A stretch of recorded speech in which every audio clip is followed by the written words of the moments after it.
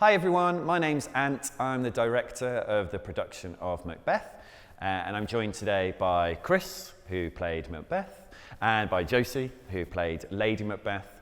And in these videos, we're going to be having a little look at Act 1, Scene 7. So before we have a chat about it, let's have a little look, shall we?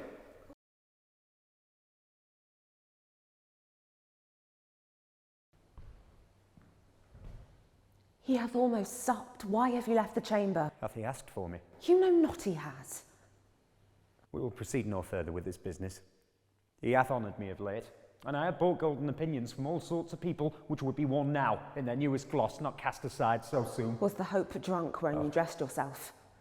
Hath it slept since, and wakes it now to look so green and pale at what it did so freely? Peace. I dare do all that may become a man. Who dares do more is none. What beast was then that made you break this enterprise to me? When you durst do it, then you were a man. To be more than what you were, you would be so much more than man.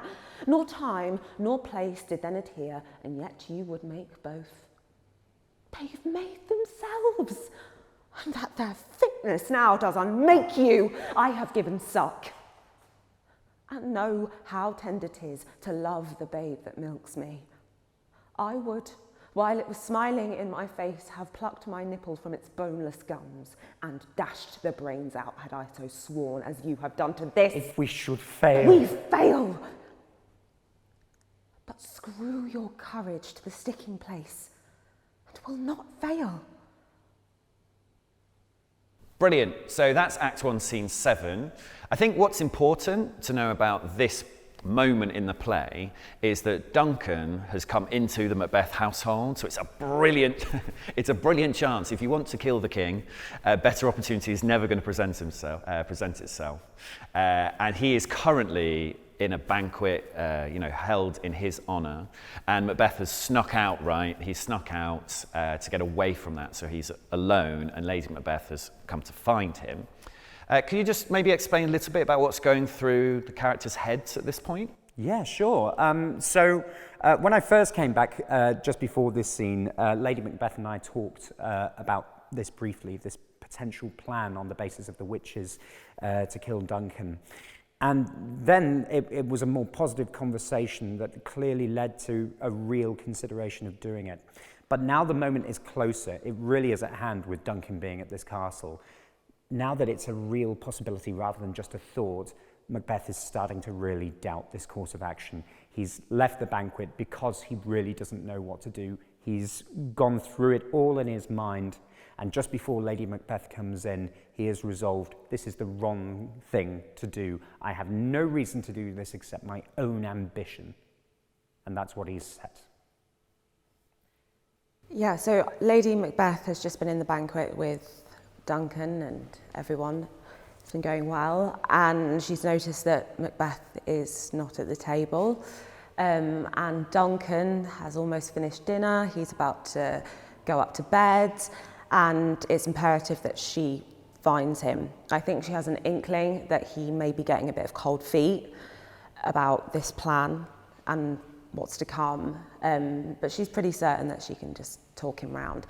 And what she finds is someone who is almost resolute to the fact that he is not going to do this. And she finds herself in a situation where she has really got to convince him otherwise and do it quickly. They've only got a certain window of opportunity. It's got to be done quickly. And also the fact that people might overhear. There's just the stakes are so high, and she's got to pull everything out of the bag pretty much to get him to change his mind, which she does. Yeah, brilliant. And I think that's it. We know, because it says so in the script, and there'd be no play without it, that by the end of this scene, Macbeth has decided to go and kill Duncan. And I think that's one of the most amazing things, and Shakespeare writes these scenes so well, persuasion scenes. And here there's only 2, 3, kind of 4 pages or so, less in our version, for that change to take place. And one thing that's really interesting is something that we should really look at is where the power lies in the relationship. Because it is a relationship. So let's really break it down. Should we have another look at the scene, but this time Let's try it that Macbeth has all the power.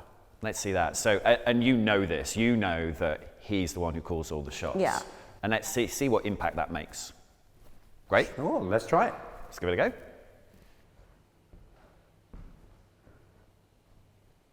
He hath almost supped. Why have you left the chamber? Hath he asked for me? You know not he has.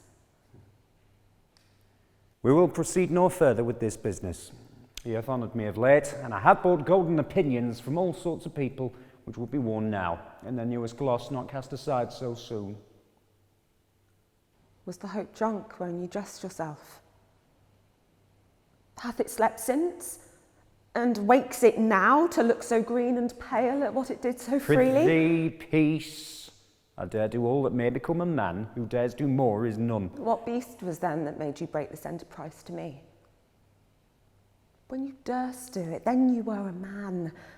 And to be more than what you were, you would be so much more the man. Nor time nor place did then adhere, and yet you would make both. They've made themselves. And that their fitness now does unmake you.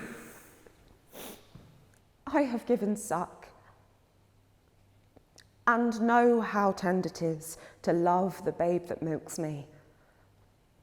I would, while it was smiling in my face, have plucked my nipple from its boneless gums and dashed the brains out had I so sworn as you have done to this. If we should fail? We fail. But screw your courage to the sticking place and will not fail. Brilliant. So that's a really different take on the scene. I'm interested, from your point of view, what worked and what didn't? Well, I mean, it was actually quite interesting to be powerful and so firm and knowing that when you set your mind to something, that was it. It was like constant as the northern star kind of direction. It was firm and nothing could move you in that unshakable belief that you were right. There's a real arrogance to power that can really come, and when you feel it, you've got no reason to ever change course. But that was also partly a negative. It felt like, well, why is there any reason why I would change my mind? So there's certainly moments for it. Like, I really loved it when he said, I dare do all that may become a man, who dares do more is none. There was something almost patronizingly educational, as well as being proud of who you are in that moment because of that power. But equally, it was like, why would I be swayed by anything you say? Why are you still talking at this point? It felt quite unnatural because it was fighting against the text pretty much. But there were times when it did feel quite realistic. When she's talking about I've given suck and her baby, that felt very natural to have that moment of tenderness. But the rest of the time it was very much fighting against it, but also it was interesting to find new ways of getting through to him, because if someone's got all the power, then your argument has got to be, it felt more flattering. She was being more, being just kind of paying him more compliments, almost like saying stuff in a way that was, yeah, but you're great and you can do this. It was very interesting, and probably more how a Shakespearean audience would expect a conversation between a husband and a wife to go. Yeah, I think that's really interesting, because yes, you might be expecting the man to have all of the power in this relationship, but we know from the stuff that Lady Macbeth is saying that she doesn't play by those rules at all. So let's try it another way. Let's just flip it. Let's have Lady Macbeth having all of the power. She's the driving force of the relationship. And again, Macbeth knows this. He knows his place. And let's see what happens. Excellent.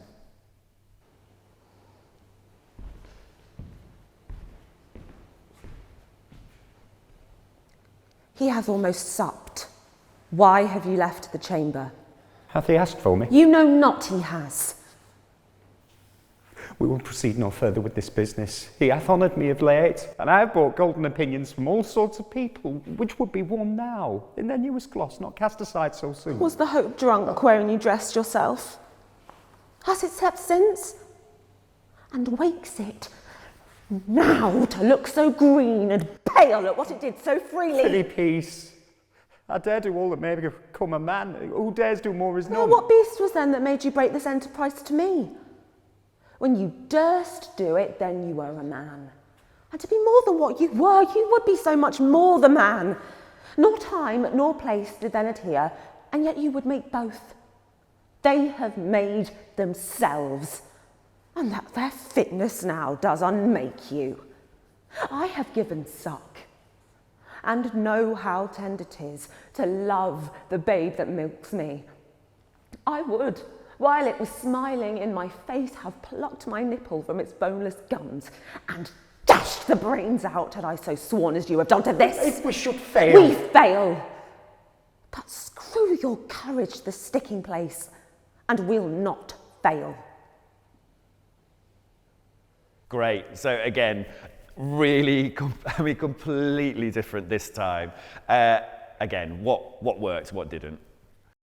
Yeah, I did like aspects of it. For instance, it was very clear why he would change his mind in that scene. It was very clear. I almost expected, knowing that you never would, but a clip round the ear on go, don't be so stupid, go and do it, and I would do it. But that's not quite the dynamic that they have.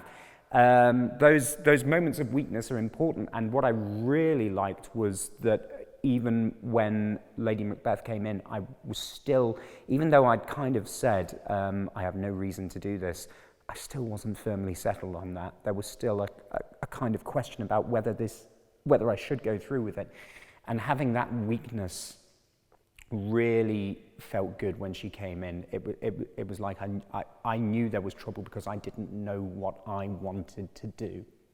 But equally, there has to be a firmness to him when it's needed. When he puts his foot down, as far as he's concerned, that's it, particularly in the context of the time that it's set in. And equally, if he doesn't have any fight, then this scene would be even shorter than this. It would be like 4 lines long. Yeah, I think that's really true. And I think from a dramatic point of view, you want to see 2 titans going at each other, don't you? You want to see 2 really strong people going at it. But there is definitely the need for that weakness, because if they really care about what they're fighting for and their argument, they're going to be petrified that the other person, the most important person in their life, is not going to go along with it. So you've got to have both. Got to have, I am really strong, I'm standing my ground, so it's harder for the other person, and you're really setting your stall, but you also need to be completely terrified of what the other person is going to think, because you don't want to have this argument. You want to be both in it together, completely in sync and on the same page. So I guess what we're looking for is a bit of balance between the 2. Yeah. Yeah. Thank you very much for watching. We hope you found these videos useful, and we hope you enjoyed the production. Goodbye.